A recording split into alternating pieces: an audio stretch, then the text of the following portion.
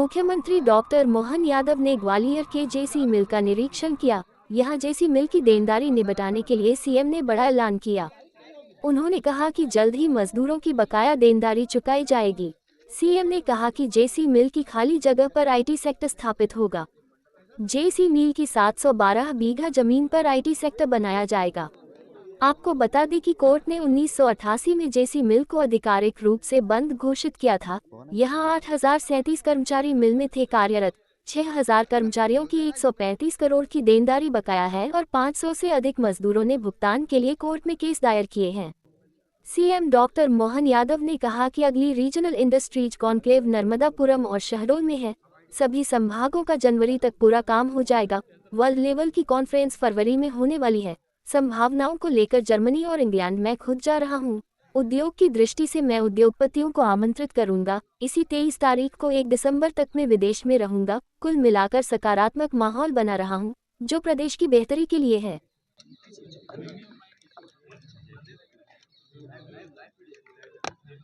नरेंद्र मोदी जी ने जो 4 पिलर्स बताए हैं हमारी सरकार की या उनकी अपनी सरकार के साथ में चलने के लिए, जो गरीब, महिला, युवा, किसान, इन चारों वर्ग के हितों को हम सर्वोच्च प्राथमिकता पे रखे हुए हैं।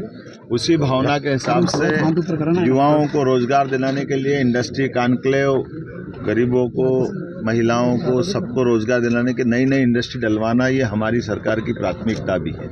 लेकिन ये भी प्राथमिकता है कि जो पुरानी इंडस्ट्रियां हमारी ऑलरेडी सरकार के समय कोई न कोई कारण से बंद हो गई, 30 साल पहले, 40 साल पहले, 25 साल पहले कोई कारण से मजदूरों के प्रकरण कोर्ट में चल रहे हैं, तो हमने निर्णय किया कि हर हालत में हर एक मजदूर का पैसे का जो उनकी देनदारी है उसको चुकाने की हमने अपने आप में सरकार के लेवल पे निर्णय किया कि ये लंबे समय तक मजदूरों को इस तरह से रास्ते में नहीं छोड़ा जा सकता है। जैसा मुझे बताया गया कि 8000 से ज़्यादा मजदूर यहाँ इस जेसी मिल के पैसे की उम्मीद में लाइन में खड़े हैं। कई मजदूर तो काल कवलित हो गए जिनने भगवान को प्यारे हो गए, लेकिन उनके परिवार के अंदर बहुत आर्थिक स्थिति खराब है। ऐसे में हमारा पहला फर्ज बनता है कि हम हर हालत में मजदूरों की देनदारी चुकाएं। दूसरा, सरकार का निर्णय है कि ऐसी ज़मीनें जहां हम भविष्य में उद्योग के लिए या किसी और काम के लिए भी लें, लेकिन शहर के विकास के लिए अत्यंत आवश्यक है। जब चारों तरफ से शहर बढ़ गया तो ऐसे में ये एक तरह से बेगोरी स्थिति में पड़ा रहना या एक तरह से लावारिस स्थिति में रखना, ये अच्छी बात नहीं है। और मुझे इस बात का संतोष है, हमने अधिकारियों को लगाया हुआ है। मेरे यहाँ मित्र अपने हमारे भाजपा के जिलाध्यक्ष, महामंत्री, यहाँ के हमारे विधायक और मंत्री प्रद्युम्न तोमर जी और हम सब लोगों ने आकर के आज निरीक्षण भी किया है और हम निर्णय कर रहे हैं कि हर हालत में बहुत जल्दी इसका समाधान निकालेंगे। आपकी जानकारी के लिए बता दूं, मेरी सरकार बनने के तुरंत बाद हमने हुकुमचंद मिल का निराकरण इसी प्रकार से कराया था। वहाँ भी लगभग 7-8 हज़ार मजदूरों का देनदारी का प्रकरण था और माननीय प्रधानमंत्री जी के माध्यम से उसको हमने समाधान कराया था उनकी मौजूदगी में। निर्णय उसी प्रकार से करने जा रहे हैं। इसी प्रकार से हमने उज्जैन के अंदर विनोद विमल मिल के मजदूरों का पैसा दिलवाया था और आने वाले समय में जैसे ये जेसी मिल के लिए लगे, इसके बाद इसी प्रकार के सज्जन मिले, ऐसी प्रदेश की कोई भी प्रॉपर्टियां जिसमें मजदूरों का हित बाकी है, गरीबों का हक बाकी है, हम उसको दिलाने के लिए प्रतिबद्ध है। हम न्यायालय के समक्ष अपना पक्ष रखेंगे। वकीलों को हम बता रहे हैं कि वो जल्दी से जल्दी समाधान खोजें। जो बीच में जिनके फाइनेंस है, वैसी बैंकों से भी हम उच्च स्तर पर बात करेंगे ताकि बैंक से इसका समाधान मजदूरों के हित में हो। सरकार अपने पक्ष को अच्छे ढंग से रखते हुए बहुत जल्दी समाधान, क्योंकि मुकदमा नहीं लड़ना है, हमको समाधान खोजना है, इसलिए समाधान खोजने में लंबा समय नहीं लगने वाला है।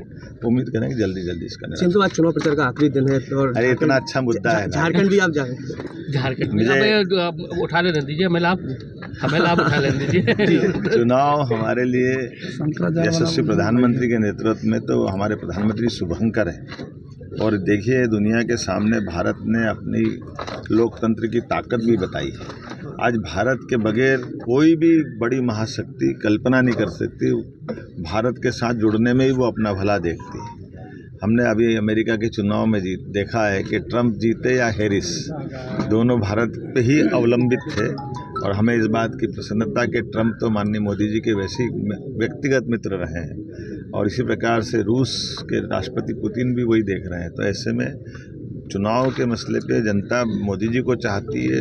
दुनिया के सबसे लोकप्रिय नेताओं में से मोदी जी हैं और भारत के अंदर तो उनके लोकप्रियता का तो इतना ज़बरदस्त गहराई है कि कोई कल्पना नहीं कर सकता है। इसलिए लगभग 60 साल के बाद भी तीसरी बार सरकार बनाने में वो सक्षम हुए, आज तक कोई सक्षम नहीं हुआ है। तो चुनाव अब आने वाले समय में हमारे महाराष्ट्र के हों या झारखंड के, निश्चित रूप से ये हम जीतने वाले हैं। मध्य प्रदेश के दोनों उपचुनाव विजयपुर और बुधनी भी जनता हमारे साथ है, डेवलपमेंट के साथ है। जब सब जानते हैं कि प्रदेश में सरकार भाजपा की है, दिल्ली में सरकार भाजपा की है, ऐसे में विकास के मामले में खासकर श्योपुर मुरैना ये बेल्ट हमारे पीछे रह गए थे, खासकर श्योपुर जिला, उसके लिए एक बहुत बड़ा चांस है। और यही बात सबसे बड़ा उदाहरण बन के राम निवास जी की आई कि वो 6 बार के कांग्रेस के विधायक थे, लेकिन उन्होंने कहा कि मुझे मेरी ज़िंदगी में चुनाव लड़के मैं बहुत बार जीत चुका हूँ, मंत्री भी पहले बन गया हूँ, लेकिन कांग्रेस के रहते में अपने क्षेत्र का विकास नहीं कर पाया था। ये उनके मन में दर्द था, इसीलिए वो चुने जाने के बाद विधायकी को लात मार करके क्षेत्र की जनता के विकास के लिए वो भाजपा में आए। और हमने भी कहा कि अब की बार भाजपा नहीं जीतेगी, भाजपा के साथ वहाँ एक विधायक तो मिलेंगे, एक मंत्री भी मिलेंगे, सांसद मिलेंगे, विधानसभा अध्यक्ष जी सहित मैं भी वहाँ सभी जनता के साथ खड़ा रहूँगा, और न केवल वहाँ बल्कि पूरे प्रदेश के साथ में। तो बुधनी भी हम जीत रहे हैं और विजयपुर भी जीत रहे हैं। मेरी अपनी ओर से बधाई। नर्मदापुरम में अगली रीजनल इंडस्ट्री कॉन्फ्रेंस में मध्य प्रदेश तैयार है।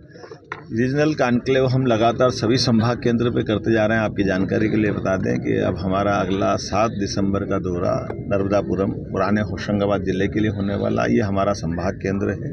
इसके बाद जनवरी में हमारा शहडोल संभाग हुआ। एक तरह से ये हमारा संभाग, सभी संभागों का जनवरी तक क्रम पूरा हो जाएगा। वर्ल्ड लेवल की इन्वेस्टर समिट ये हमारी फरवरी में होने वाली है, और उसी में अधिकांश हमारी अपनी यहाँ की संभावनाओं को लेकर के मैं जर्मनी और इंग्लैंड खुद जा रहा हूँ, जहाँ हम औद्योगिक दृष्टि से लोगों को निवेश करने के लिए आमंत्रित करेंगे। इसी महीने की 23 तारीख की रात से 1 तारीख दिसंबर तक मैं विदेश में रहने वाला हूँ। और कुल मिलाकर जो सकारात्मक माहौल बना हुआ है, ये प्रदेश की बेहतरी के लिए हो, लोगों के रोजगार के लिए हो। खास करके अब जैसे इसी सेक्टर की जहाँ की बात करें, ग्वालियर में आईटी के बहुत बड़ी संभावना है, और ऐसे बहुत कुशल हमारे युवा हैं जो आईटी में काम करना चाहते हैं। मजबूरी में वो ग्वालियर छोड़ते हैं, मध्य प्रदेश छोड़ते हैं, तो उनको यहाँ क्यों चांस नहीं मिलना चाहिए। इसी प्रकार से ऐसे कई उद्योग हैं जो मल्टी लेवल एक बिल्डिंग में एक छत के नीचे हो सकते हैं। तो वैसे अलग अलग प्रयोग हम करने वाले हैं, जो इस बाद में खाली वेकेंट ज़मीन रहेगी तो रोज़गार दिलाने की दिशा में बड़ा रोल हम अदा करेंगे। एक बार फिर मैं इस पूरे व्यवस्था के प्रति आप सबके माध्यम से अपील करता हूँ कि हमारे ज़मीन के उपयोग की भी कोई प्लानिंग है क्या? अभी आपने क्या सुना? भारत माता की जय।